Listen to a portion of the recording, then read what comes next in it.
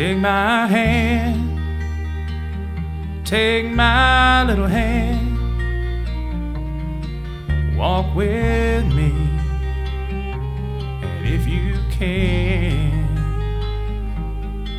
understand, I didn't plan for this road I'm on, but here I stand. Hello, you are listening to the Sweet Baby O podcast. I'm Lynn Browder, and I have a 10-year-old son, Owen, who has autism. And I have been writing about our journey for many, many years now, and I write about the daily life that we live, our challenges and our successes and things that we're working on, and just our daily life. It's a lot about my emotions, a lot about Owen's emotions, and how we kind of work together to get through those, and trying to figure out ways to have him learn new skills and me learn new skills, and finding ways to cope with the different processes we go through and different emotions that we both have. The journey is just part of the story and part of our adventure and part of our life. I always say that, our life is not necessarily easy to explain, but the love sure is. And so over the years, I've done a couple different podcast and radio shows, so I thought that I would start the podcast again. And so I'm here to kind of talk about Owen and I and get this thing started. So I appreciate everyone being on the journey with us. And you can visit my website, which is sweetbabyo.com. You can also see me on Facebook. I have the Sweet Baby O page, and we also have our Sweet Baby O Designs page. A few years ago, I started painting with Owen. A friend of mine encouraged me to paint, and I have done lots of crafts over the years, but painting just wasn't one of those things that I did. I always thought, I can never paint. I'm not going to be a painter. There's just nothing, I'm just not that great at it. I can't do perfect paintings. Well, I started out painting with Owen, for Owen, and I can tell you right now that it has given me more than I think it has given Owen. It just is such a blessing to be able to do this with my son. I've been painting every day for about 4 years now, and him every few days. It just depends on the week and what we're doing, but he helps me paint the backgrounds with a hand-over-hand method. Depending on the day and how we're working on things, I'll hold different parts of his hand very lightly and let him go through the motions, and then I paint the rest of our paintings.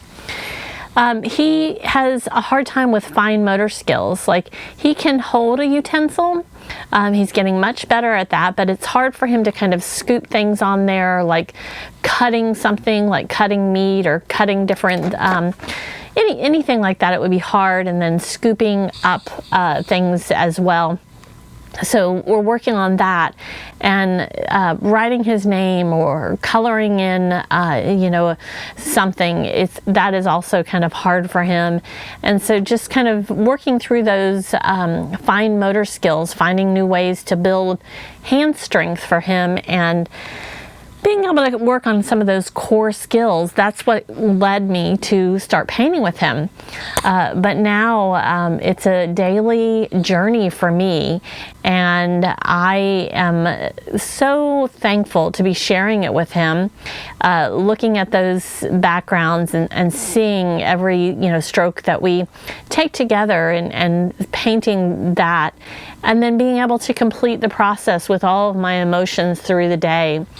I can't tell you how many times there's tears that are just in that paint because of what we've gone through, and whether it be his accomplishments or challenges that we've faced in that day, it's right there on that canvas, and it's right there in our journey and our story.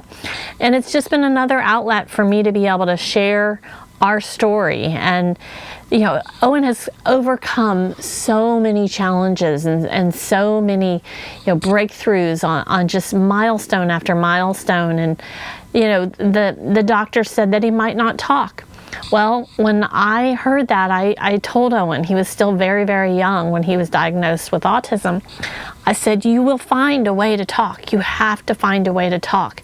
You need to be able to express your emotions, and things like, whether his socks were uncomfortable to him in his tennis shoes, that was something that always weighed heavy on my heart, because I wanted him to be able to tell me what he needed out of life, what he needed for that moment, what he needed for the day. And so I just kept telling him that he was amazing and he could talk, and we had to find other ways for him to voice his emotions, his feelings, his ideas. And so I would tell him, just kind of rearrange the thoughts in your mind, find a way to talk. And not only does he talk, but he talks in numerous languages. I can't even begin to tell you how many languages he talks in. I can't ask him what languages he knows, because he doesn't really process it like that. But he can say, I want chocolate milk in German and French and Japanese and Chinese and Arabic and just Italian, and anything that Siri and Alexa can translate into, he is teaching himself how to talk in. It just amazes me how much he's taught himself. When he was very little, he would watch Disney on YouTube, different shows in all of the languages. And I always wondered if he thought it was one big language, or if he understood those were individual languages. Well, I still don't really know, but I know that if I say I want chocolate milk in French, he can just say, I want chocolate milk in French. And so I'm not really sure that he even still understands how many languages he knows, or that it's even amazing that he knows all of these languages. But he knows tons of them, and he'll put the TV on one language, the closed caption in a second language, and then be talking to me in English or singing in a third language, or whatever he's doing. He has conversations with Alexa and Siri in different languages, or he'll just randomly be singing. And it's truly amazing how much he can just flow from one to another. And I beam with such pride, and I'm so proud of his accomplishments, because he has truly taught himself how to say these things. And he came from not being able to talk and not being able to meet some of those early milestones. And as a mom, I didn't know how to handle a lot of those situations. I just knew that I had to be there for my son. I had to encourage him to find his voice, find it in any way, shape, or form. And I just wanted to provide him with the tools and let him know that it was possible, that he could do this. Early on, he was dairy and gluten-free. Within a few days of taking him off of dairy, he was able to pull letters out of a box and say those letters. It was still kind of, hard to hear some of the sounds. He didn't quite get any of them, exactly the letter it was, but to be able to go from one to the next, that in itself was just this huge accomplishment.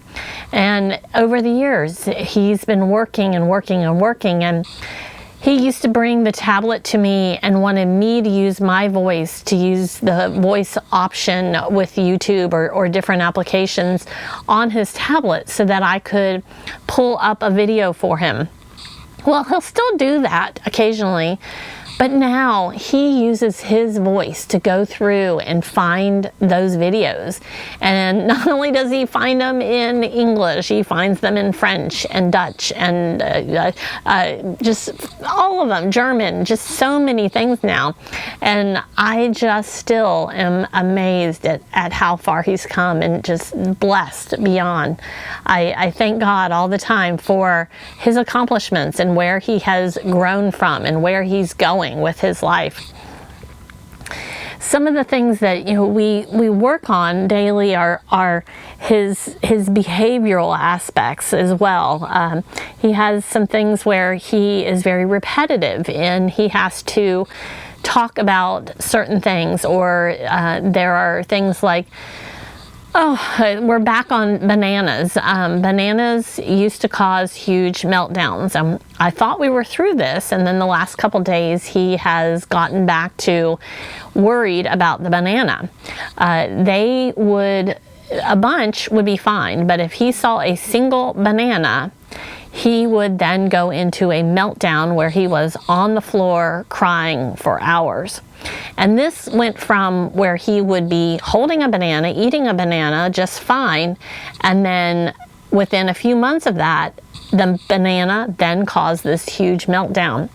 But yet he will watch videos about bananas. There's this challenge that parents were to give their child a banana for Christmas, young, toddlers, small kids, and see how they reacted. He loves watching those videos. He loves watching videos about these characters, different ones that, are monkeys and bananas and all of this stuff. But yet he sees one banana in real life and that causes a huge meltdown for him. But yet he still likes the flavor of bananas. Like if I've put it in something, banana breads or different things like that, he still likes the flavor of a banana. But in the last couple of days, he has been concerned about having bananas in my house again. He had to check our trash last night before he went to bed to make sure there was no bananas in our trash. And, when I think about this, and it's one of those things that a banana isn't something that is just so obscure that he won't necessarily see someone out with eating a banana or there that could cause a meltdown. So it was something we were trying to, with his therapist and his teachers, to kind of get him past that. And here we are, years after I thought we were kind of over the banana stage, he's back to cycling through it. And that's how he reacts to a lot of these behaviors. He's also right now, he wants the entire world, literally, to be in blue jeans. He gets very upset when he sees other people that are not in blue jeans. Some days it's okay, some days he can kind of get past it, some days it causes him to cry. And again, we're working through this with his teachers and his therapist and his behavioral specialist and his doctor, and you just have to kind of breathe through those moments. And all I think about sometimes is how incredibly hard it is that my son has to see the world in this particular way, and he just needs people to be in those blue pants, in those certain colors. And I can imagine the noise as he's walking through something, or he's going to process why someone's not in blue pants. He gets very concerned when we're getting ready to leave our house, and if I'm not in blue pants or he's not in blue pants.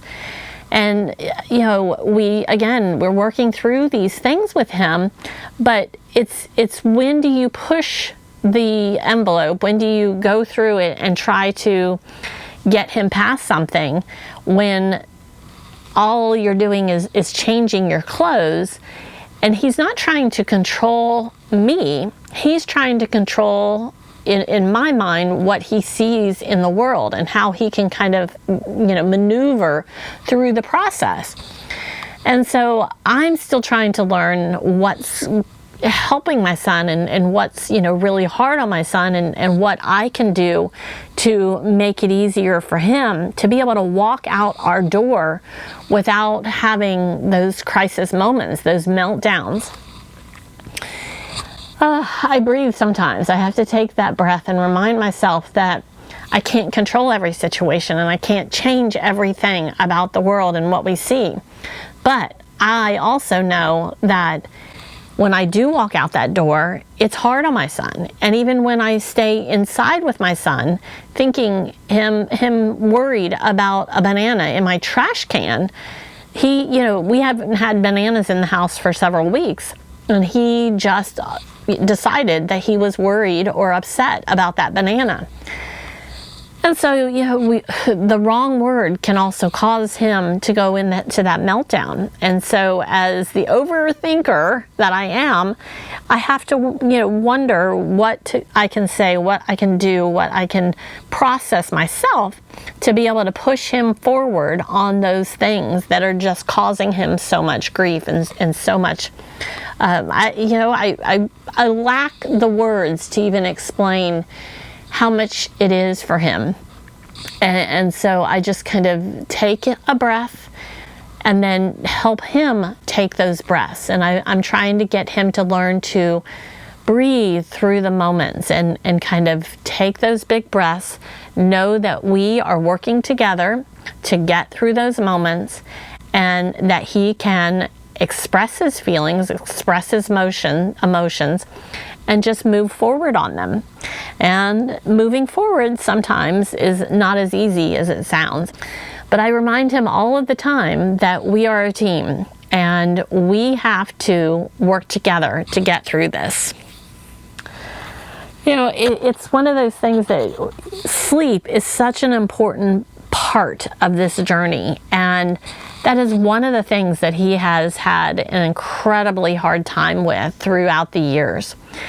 And the last few nights, he's slept till almost 5 or around 5, and that is huge. That is huge.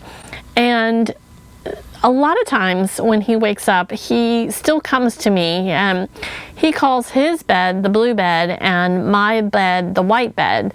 His bed has a blue tent over it, and I tried every which way to be able to try to kind of create a calmer environment for him in his room. And my bed he calls the white bed because I have white comforter. And so he would always come to me and tell me when he wakes up that he is going back to the blue bed. Well, most of the time that meant he was going to get his tablet and not going back to his bed and turning the tablet and the TV up as loud as possible, but not going actually back to bed. And just in the last few days, he's actually been going directly to his tablet, sitting in the living room. I still hear him. I still know that it's quite on because he likes the volume very loud. But at least he's kind of processing through now that he doesn't necessarily have to tell me when he's getting up or when he's doing something. He's kind of starting to figure out some of those things. He still comes to me and he'll still go through and he wants help with different things on his tablet, and that's fine. But I'm glad to see that he's kind of going through the process and learning the steps. One of the things that's important to me is getting him to be able to be independent in some capacities, because he needs to be able to go to the bathroom on his own. He needs to be able to find milk, pour his cereal or get his cereal. And those are all stages that we aren't even close to. I mean, yes, mostly he goes to the bathroom on his own, but he still needs help with that. There's still lots to even think about there. But, the process of him, I get so excited for him when he goes to the refrigerator, gets the carton of milk out, and he unscrews the lid. From there, I try to get to him as quickly as possible because he hasn't quite figured out how to pour the milk into his cup. But he now is actually cleaning up some of the messes that he makes when he like spills his milk or he spills his food.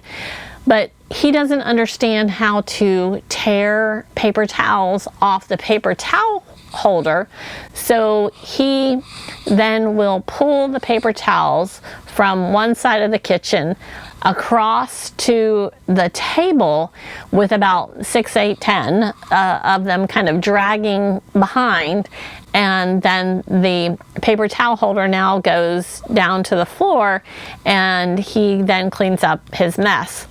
But I kind of have to like look at that as huge progress because he doesn't quite understand that there's another section to it where he needs to tear those towels off.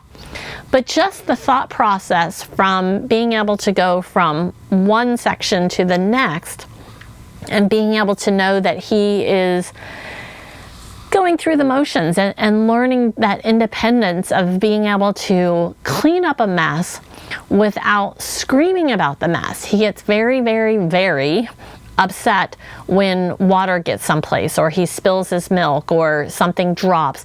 He immediately will start screaming and he uh-oh, and his feet beat against the ground, and you can just see the sadness wash over his face. And so for him to have gone from there, even just as a few weeks ago, to being able to now get the paper towels and clean up or start to wipe up a mess, that's huge. That's huge progress. And so it's just amazing to kind of watch his thought process, his way of dealing with things. And queen of overthinker, I go through the motions of how can I make any of these steps, all of these steps, easier for my son. So looking at that, I try to kind of see where he's at, and now it may take a whole paper towel roll, but that's one of the activities that I think we should work on is taking a roll of paper towels, and now I even see where I'll need to put like a regular hand towel out for him easier, where he can just kind of grab that and show him how that would necessarily work. So it's a learning process for me. It's a growing process for him. And together, again, we will work through all of these moments.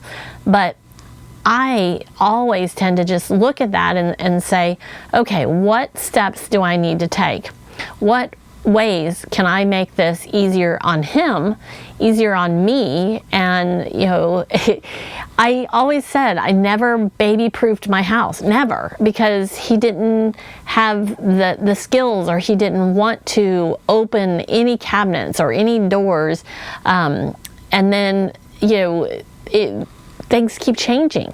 And now I am completely having to go through and make sure things are closed, and make sure things that he might think are interesting aren't available for him to even consider. I have to make sure that everything is just put away. And this is all something that I never really considered before, because he never worried about it. He never thought about it. And now even like things in the bathroom with the water, I'm trying to figure out how to get the water like in the sink, where he will take the faucet, the handle, and he pushes it all the way back, and then he pulls it really quick forward and turns it off and turns it on and turns it off, and he's got it so it like is loose now because of the way he's handled it. So I'm looking at ways to kind of help him with that, and like an automatic faucet. The thing is, when I think through all of these things, it's a process for me, even because I don't want him to not be able to have that ability when he goes someplace else to be able to turn on a faucet, but I want him to be able to have the abilities to be able to, go to the bathroom without worrying about whether the water is on or off. And so I think an automatic faucet, is that a better thing? Is that what I should do? And I spin my wheels sometimes trying to determine what I should focus on. And that's where I kind of have to keep pushing myself to learn and go with the process and know that everything is going to be okay. We're both growing, we're both learning, and we're just going through the motions together. We are a team. That's the thing. Thick and thin, through and through, we are this team. It's, as a parent, the things that I thought I was going to be able to do, or what I learned about and the processes I went through, I'm still growing in this moment, and I'm still trying to figure it out. And it's an emotional journey for me, because what I thought would be something that Owen might want to do, sometimes that's just about me and not about what my son wants and not about what my son can handle. Some things, just like going to the park, some days that's too much for him. Some days that is just too overwhelming for him. And so I have to realize what my expectations are versus what his expectations are. And that's the challenge sometimes for me, because as the parent, I want to give him the world. I want to provide him with all of these different moments. But I have to realize that I have to respect his emotions and what he can process. And that's kind of where I'm at sometimes, is trying to figure out the middle road, the right road for both of us to be able to kind of get through a lot of these different things. So today, that's my goal, is to keep finding ways to help Owen and I grow in this world, and learning through each day, each adventure, each challenge, each accomplishment, what we can do to succeed and grow tomorrow. When you look at our pages, you can kind of see the adventures that we've been on, and the different things that we work on. And please, again, visit our Sweet Baby O page, or on Facebook, Sweet Baby O, or Sweet Baby O Designs. And at the beginning of the podcast, and you'll hear the rest of it here at the end, you're hearing the song Down This Road. When I originally started doing a podcast, this was a song that Marcus Oglesby from the band Creek Don't Rise, he created the song, wrote the song for us, and it's about our journey with autism.